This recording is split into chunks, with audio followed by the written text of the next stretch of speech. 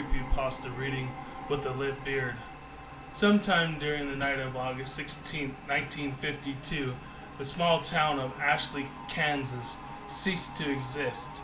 At 3:28 a.m. on August 17, 1952, a magnitude 7.9 earthquake was measured by the United States Geological Survey. The earthquake itself was felt throughout the state and most of the Midwest. The epicenter was determined to be directly under Ashley, Kansas.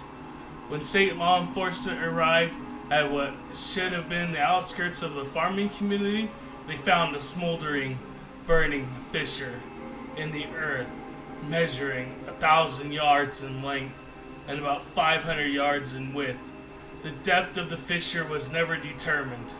After 12 days, a statewide and local search for missing 679 residents of Ashley, Kansas was called off by Kansas state government.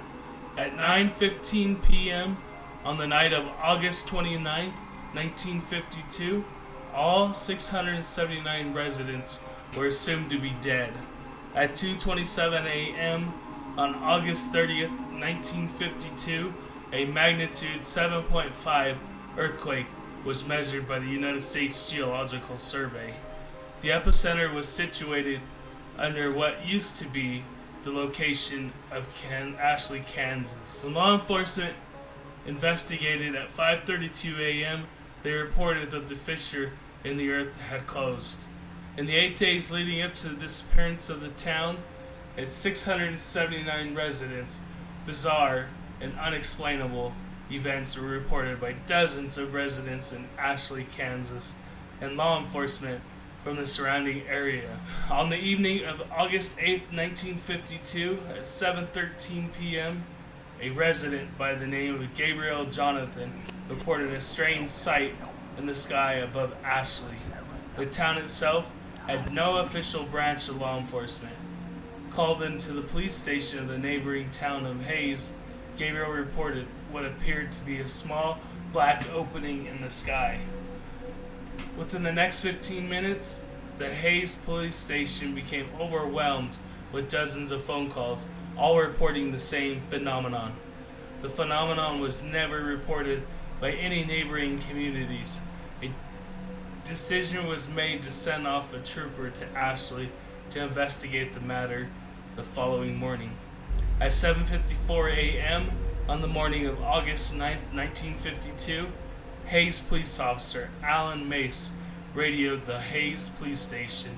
He reported that despite the following, the one-way road leading into Ashley had become lost. According to his report, the road continued along its normal path, but somehow ended up back in Hayes. Officer Mace went on to add that the road never curved or bent in any direction. At 9:15 a.m., 7 of the town's 10 police cars were sent to investigate the situation, and all members of the team came to the same conclusion. The road leading into Ashley stopped leading into Ashley, but instead led back to Hayes. Phone calls continued to pour into the Hayes police station, all reporting that the black opening in the sky continued to grow in size. All callers were advised to remain inside and to not travel outside unless absolutely necessary. At 8:17 p.m., Miss Elaine Cantor reported her neighbors, Mr. and Mrs. Milton, and their 2 children, Jeffrey and Brooke, missing. According to Miss Cantor's phone call, the Miltons attempted to leave town in the family car earlier in the evening. They never returned. Law enforcement officials from Hayes never reported the car or individuals coming up the one-way road. At 7:38 a.m. on the morning of August 10, 1952, phone calls from Ashley into the Hayes police station reported that the town was in total darkness. The sun had never risen. At 10:15 a.m., the request of Hayes law enforcement, a helicopter from Topeka, Kansas, flew over the region in which Ashley, Kansas stood. The town was never observed from the air. At 12:43 p.m. on the afternoon of August 11th, 1952, Miss Phoebe Danielewski called into the Hayes police station. She reported that her daughter, Erica, had begun to have conversations with her father, who died 3 years prior in a drunk driving accident. To add to her concern, Miss Danielewski reported that Erica was attempting to go outside into the dark to join them. Over the course of the next 12 hours, a reported 329 phone calls were placed into the Hayes police station, all describing similar phenomena with the children of the town. The following morning of August 12, 1952, the situation became dire. During the middle of the night, all 217 children in the town of Ashley, Kansas, disappeared. A reported 421 phone calls were placed into the Hayes Police Department. Unable to be of any useful assistance, Hayes law enforcement instructed all callers to remain inside and to avoid all attempts at finding the missing children. At 5:19 p.m. on the evening August 13, 1952, Ashley elderly man Scott Lentz reported a glowing distant fire to the south. According to his description, the fire seemed to turn the distant black into a bright red orange that seemed to extend high into the sky. Throughout the rest of the day, calls continued stating that the fire, in addition to moving north, now seemed to come out of the black sky. No fire was ever witnessed by any of the neighboring communities or law enforcement officials. The reports continued until 12:09 a.m. on the morning of August 14, 1952. The last phone call placed by a Mr. Benjamin Endicott reported that the fire in the sky had grown so intense that it began to appear as daytime over the town. The phone call ended abruptly. From the phone call placed by Benjamin Sherman Endicott. Benjamin, yeah, I see something. It's to the south. It looks like. And the phone call. The next phone call wouldn't be placed until the following evening.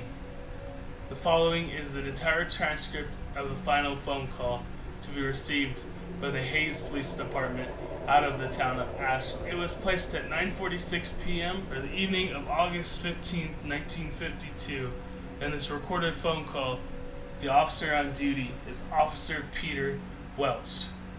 The caller has identified as Miss April Foster. Officer Welch, Hayes Police Department.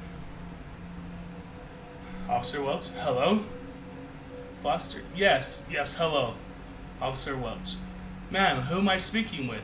Foster, my name is April Foster. Please, sir, please help me. Officer Welch, what is happening, ma'am? Foster, last night came back. Officer Welch, ma'am, I'm gonna need you to. Foster, last night they came back. Officer Welch, ma'am, I'm gonna need you to calm down and speak clearly. What happened? Who came back? Foster, sobbing. Everyone. Officer Welch, everyone. Foster, they all came in the fire. Officer Welch, what do you mean everyone? Foster, my son. I saw my son last night. He was walking down the street. He was burned. Jesus Christ, he was burned. Officer Welch, ma'am, Foster, he died last year. I raised him since he was a baby. It was just me and him. I told him to watch for cars when he rode his bike, but he never wanted to listen. Officer Welch, ma'am, what are you saying isn't making any sense. You said everyone came back? Foster, are you fucking listening to me? Everyone came back. Everyone who died or went missing, they're back, and they're looking for us. He said, Mommy, I'm okay now. See, I can walk again. Who are you? Mommy, I want to see you. Officer Welch, ma'am, where are you now? Are you safe? Foster, I'm hiding, just like everyone else. We saw them coming through the fields, and some people opened their doors for them. God, the screaming! I don't know what happened to them, but their houses caught fire and they caved in. I have my curtains drawn. I'm hiding in the closet right now, and Officer Welch, ma'am, is everything alright? Are you okay? Foster. Officer Welch, ma'am? Foster. Oh my God! Officer Welch, ma'am? Foster. Something just came in. Officer Welch, ma'am, stay as quiet as you can. Don't make a sound. Foster. Mommy. He came inside. Officer Welch, stay absolutely still. Don't leave. Foster. Mommy, where are you hiding? Officer Welch, stay quiet. Foster. Sounds of heavy footsteps, laughter, muffled. I found you, Mommy. Officer Welch, ma'am? In phone call. The following morning at 6:55 a.m., the law enforcement officials of Hayes Police Department arrived at the location of Ashley, Kansas. A smoldering, burning fissure in the earth was all that remained. Thank you so much for watching my video. If you enjoyed it, make sure you like this video and consider subscribing and turning on notifications. Have a great day.